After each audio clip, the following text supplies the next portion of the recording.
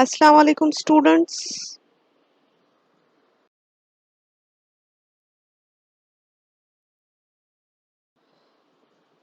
So today we are going to conclude this chapter of quality control of parenterals by discussing remaining two main tests.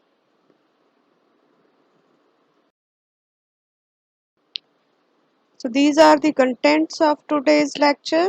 So we are going to discuss about the sterility test and uniformity of content test.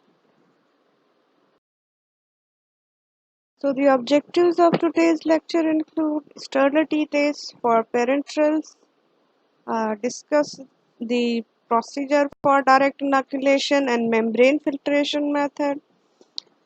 We will also identify the advantages of membrane filtration method and the final test, that is the uniformity of the content test or content uniformity test for the parenteral preparation.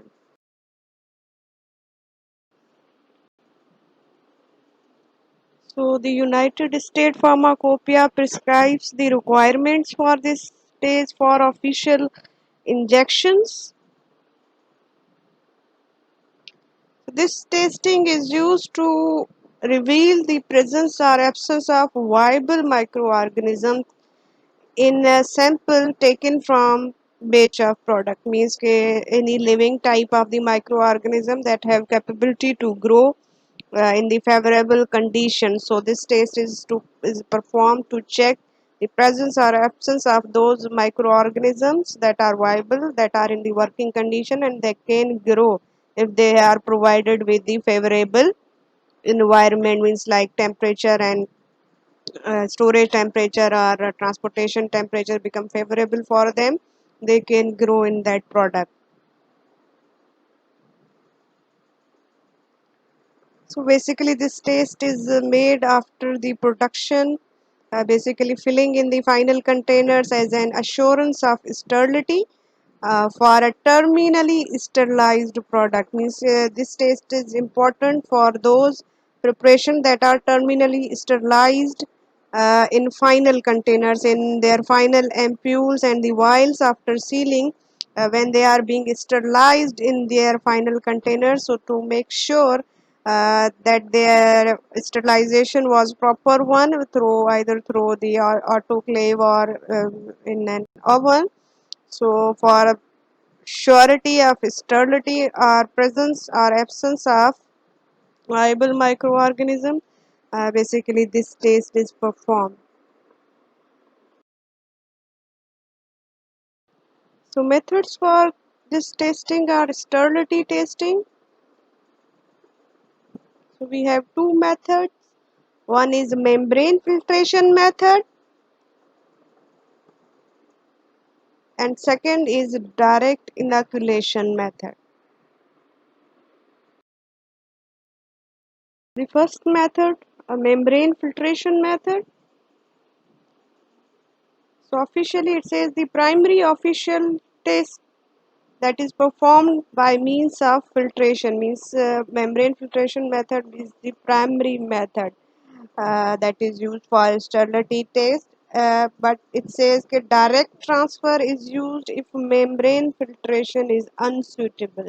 So the direct transfer or direct inoculation is only performed when this membrane filtration is not possible or suitable for your preparation. Mean when preparation it cannot be filtered, then direct transfer or direct inoculation method is used. Otherwise you have to follow membrane filtration method for sterility testing of the parenteral preparations.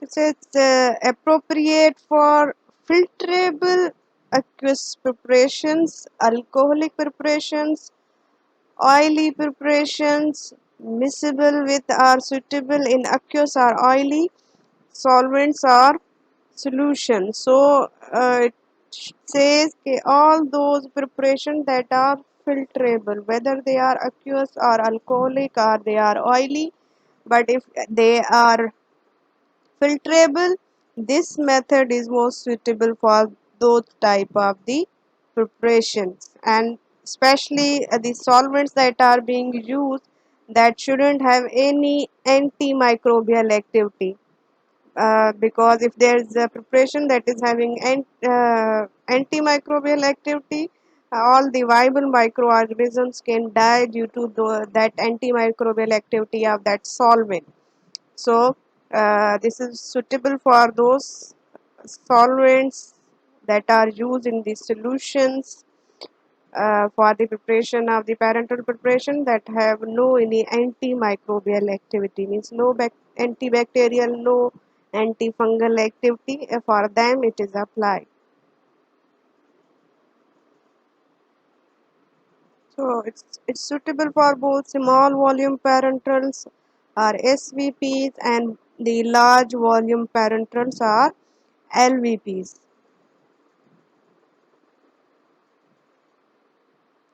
So all the steps of this procedure are performed aseptically in a class 100 laminar flow hood, means all the steps that are required to perform this membrane filtration method that must be performed under aseptic conditions, and for them a class 100 laminar flow hood is being applied.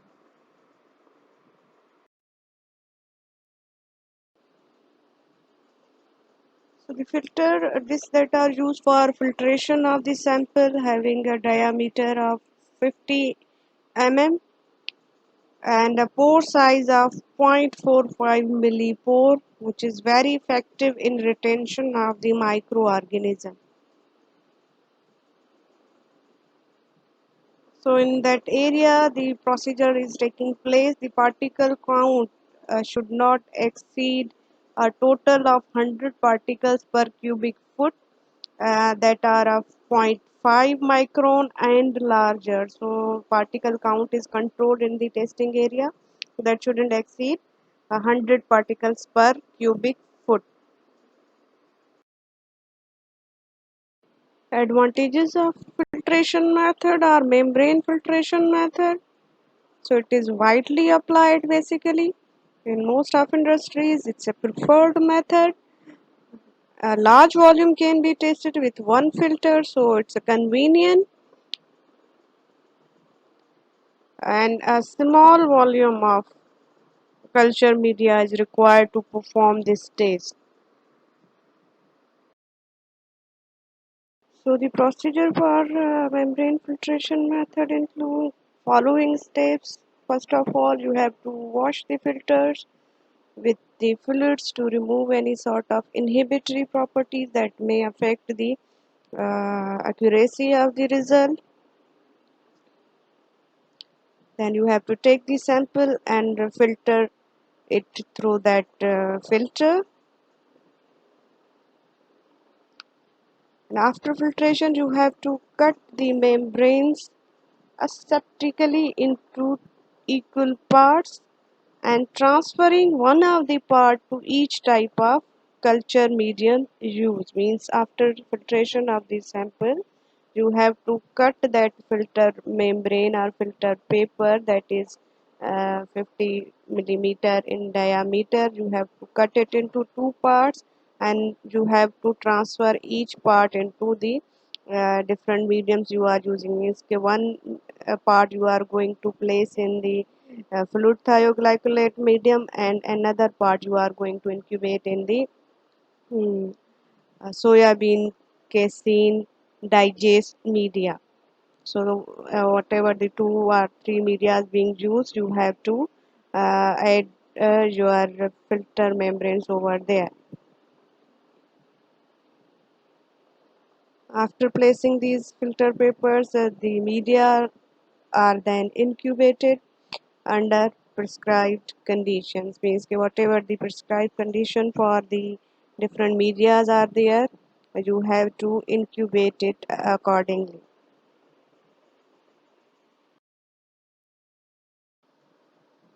So the second method we have is direct inoculation method.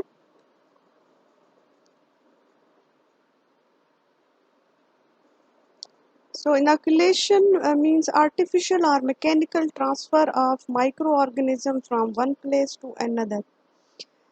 Means whenever you are transferring from one preparation, one petri dish or one test tube to another test tube, you are shifting the microorganism, and this is the artificial shift. And or with the mechanical transfer, we can say we are using certain type of the apparatuses or some machines, we can say, like you have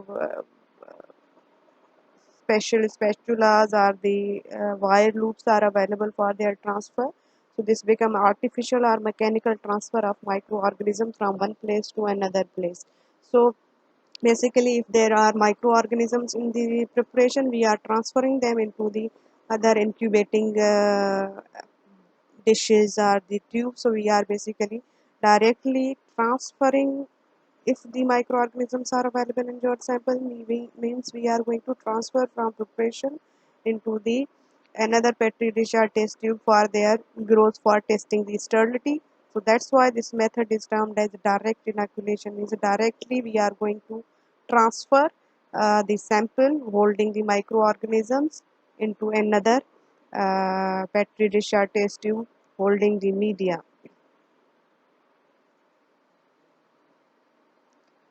So basically this method is suitable for aqueous solutions, oily liquids, ointments and the cream. So for all those preparations that are to be sterile, means not only the parental preparations but also those sterile products that need to be checked for the presence or absence of these microorganisms, like ointments and the creams.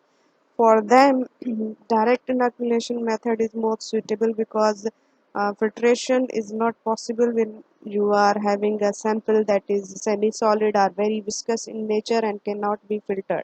So this method is very suitable for all those sterile products that are semi-solid in nature and that cannot be filtered through filter paper or membrane filter that is used for uh, membrane filtration method.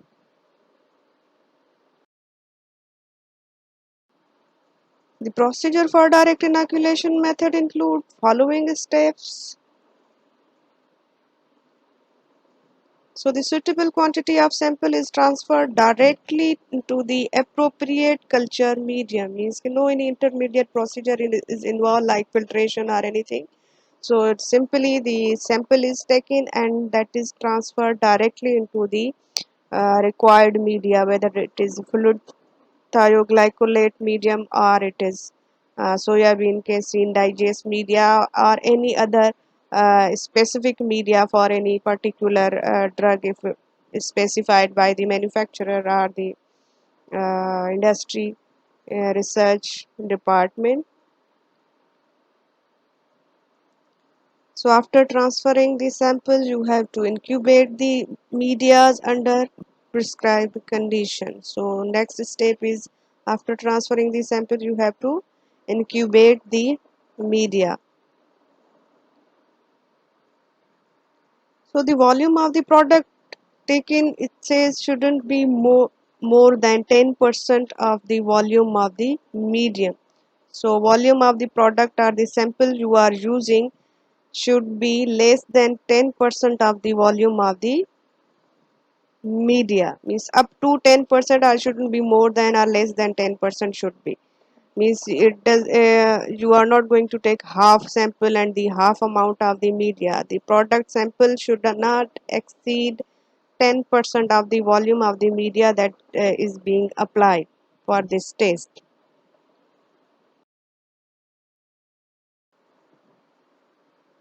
So after placing the media with the sample into the incubator, you have to examine these medias at time intervals during incubation period and at its conclusion. Means throughout the incubation period at different time intervals, you have to check the medias for the growth of microorganism, as well as at the end of incubation period, means at its conclusion.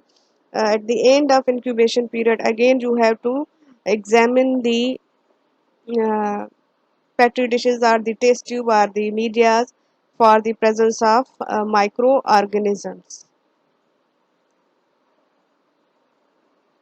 So it says, see the culture medium, if no growth, then sample is approved. Means if any at the end, at its conclusion of the incubation period, if there's no any growth observed in these medias, you have to approve the sample for further processing or marketing, because it has passed the sterility test when there is no growth. So the culture media for sterility test.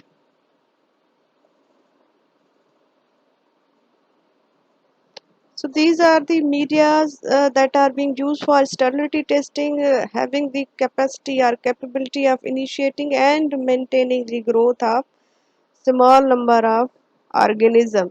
Means if there is only few, these medias have the capability to initiate further growth plus maintaining that growth, even though the number of organism is very small, very less quantity of microorganisms are available, because whatever these finished products are there, they are already sterile one, so there shouldn't be any microorganism, or if any microorganism remain, these medias provide you the capability of initiating the growth and of maintaining the growth during incubation period if any sort of microorganism left after sterilization.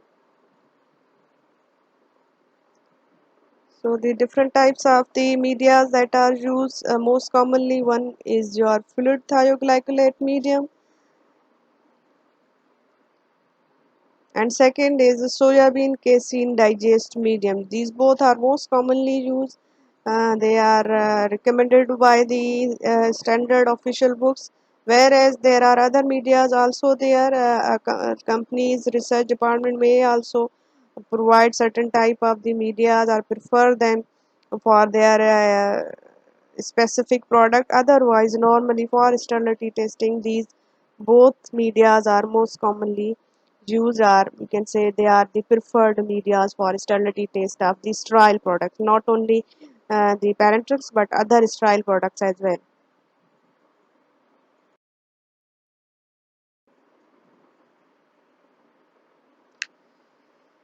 So the fluid thioglycolate medium is basically used for the culture of anaerobic bacteria. So for checking the presence of anaerobic bacteria, fluid thioglycolate medium is preferred.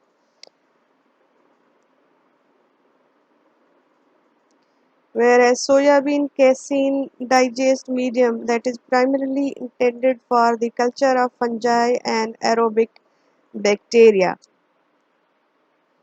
Okay, so for anaerobic bacteria only fluid thioglycolate medium is being used, and for aerobic and the fungi bacteria, soybean casein digest medium is employed. Prescribed conditions for incubation in case of both, whether you are using the uh, membrane filtration method or you are using direct inoculation method, the prescribed conditions for incubation depend upon the type of media you are using. So in case fluid thioglycolate medium is used or broth is used, you are going to incubate your tubes or your media for 7 days at 30 to 35 degrees centigrade. Basically for 7 days are recommended, that it can be 7 to 14 days but not less than 7 days, basically not less than 7 days for fluid thioglycolate broth. The media is being incubated. Okay, so the next important our media, soybean casein media, soybean casein digest media, that is incubated at 20 to 25 degrees centigrade for 7 to 14 days. So these are the prescribed conditions depending upon the type of media that are being used for testing the anaerobic bacteria, aerobic bacteria and the fungi.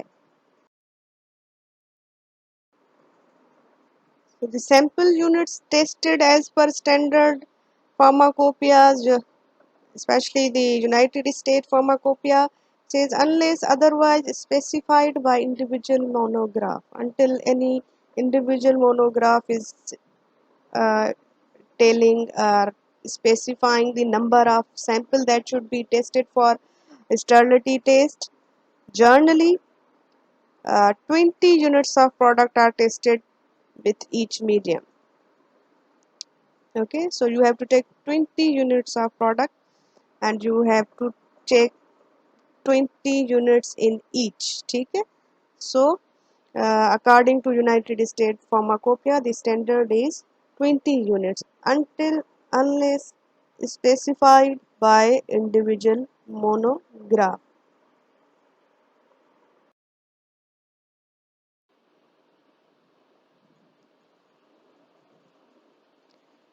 So the sample and media specifications, as discussed earlier, that the specification says you have to take volume of the product or the sample that is not more than the 10% of the volume that of medium that is being used. So in case your container content, the container, the ampule, the vial content, if it is less than 10 ml, the volume that is you are going to take for the sterility test from that uh, product is 1 ml or total. If your product is the total volume is 1 ml, you have to take total volume. If it is 9 ml, it is 8 ml, 5 ml, 2 ml. Again, the volume of the product or sample you are going to test from that container is 1 ml, and the volume of medium that is applied for that 1 ml is at least 15 ml, because we have to keep the volume of sample less than 10% of the volume of the medium used. So in case of the sample of 1 ml, we are going to take the medium of 15 ml. Similarly, if the product is a container having the content from 10 ml to 49 ml, the volume of sample is 5 ml. So you have to take 5 ml from the container if it is containing the 10 ml, or up to 49 ml. 5 ml is going to be tested for sterility test, and for that 5 ml you are going to take the volume of media that is 40 ml. Similarly, if your product is from 50 to 99 ml, uh, you are going to test 10 ml of it. The sample taken from those containers is 10 ml, and you have to keep the volume of media for that 10 ml sample up to 80 ml.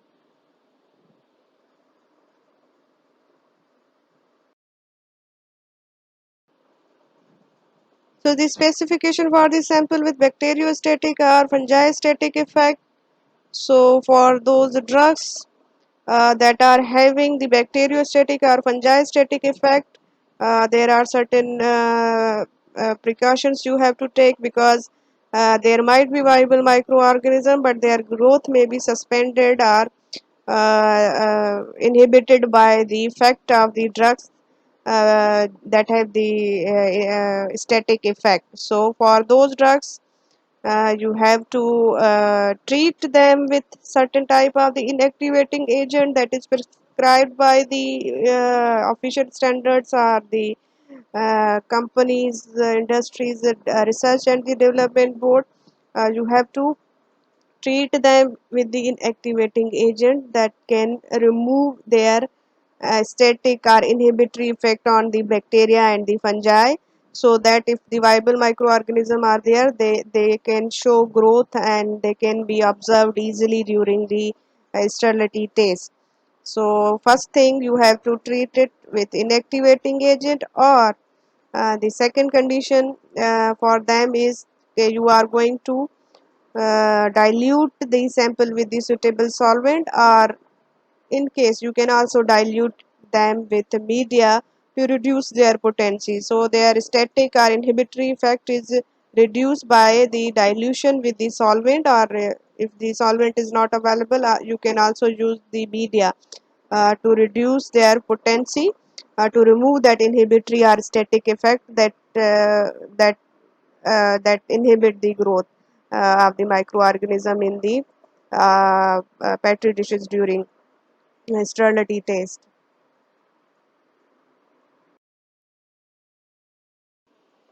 So the result interpretation for these tests after maintaining the medias and the incubation according to the prescribed conditions, you have to observe the culture tubes are plate for growth. If no growth observed,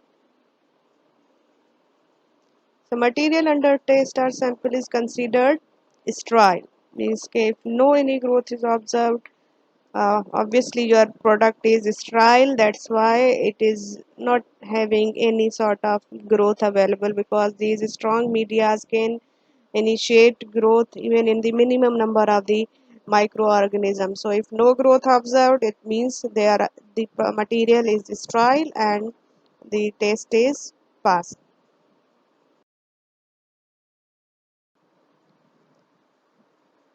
So in the case if growth is observed, you have to repeat the test. Why? Because this growth may be due to accidental entry of microorganism during testing. So if any sort of growth is observed, that is very low in quantity, but still there is growth is observed in your medias, you have to repeat the test, because it may be due to the accidental entry during testing. Actually product was trial, but due to some handling and the transferring and testing and this procedure of incubation, if any sort of microorganism had an entry, so this may be due to accidental entry. So you cannot label in the first test as your product is not sterile, and you have to perform the sterility test again, and to make sure the product is having the growth or number of the microorganisms present, or maybe a chance that during the testing procedure the environmental microorganisms had entry over there, and the growth is due to that environmental microorganism, not the product that is being tested.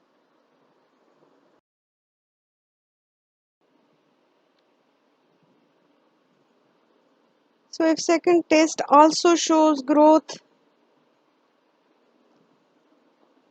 again this may be due to accidental entry of the microorganism from the apoptosis or any environmental approach.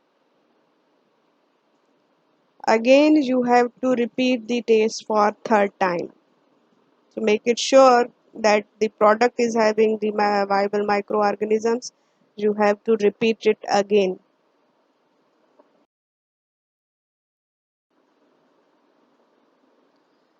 So if third test also shows a positive result for the growth of the microorganisms, means growth is observed in the third test, then material under test or sample fails to pass the sterility test. Means if third time growth is observed, we are sure that that is not the initial two were not the accidental entry. They were also because the microorganism or viable microorganisms are available in the sample. So the sterilization can be again performs to make it completely sterile products. That means that there are no any microorganisms available in your sample. So after three tests you are going to confirm it that your product is having the viable microorganism. That's why it fails to pass the sterility test. So the final test we are going to discuss about the test for the parental preparation is the uniformity of the content. So basically for the active ingredient concentration or amount that is being tested. So it says determine the content of API, active pharmaceutical ingredient. Normally we say active ingredient of each of 10 containers selected randomly using the method given in the monograph or by any other suitable analytical method. Means के the container, the samples that are tested are usually 10, and you are going to determine the content or amount of the active pharmaceutical ingredient or active ingredient by using the method that is given by the monograph, the standard pharmacopoeias, or by any suitable analytical method. So it depends upon the type of the drug that is being uh, tested. So that method is being determined by the monograph or any preferred by suitable research. So you are going to test it.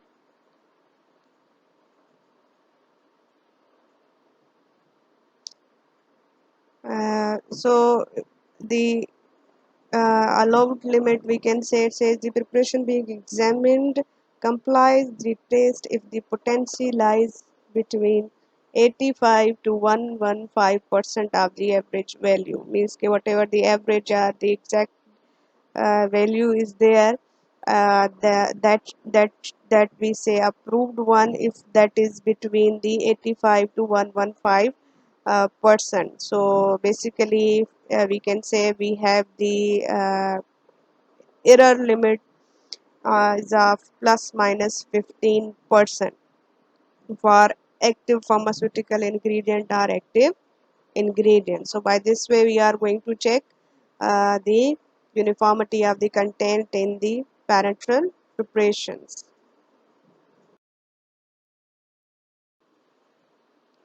These are the references for today's lecture.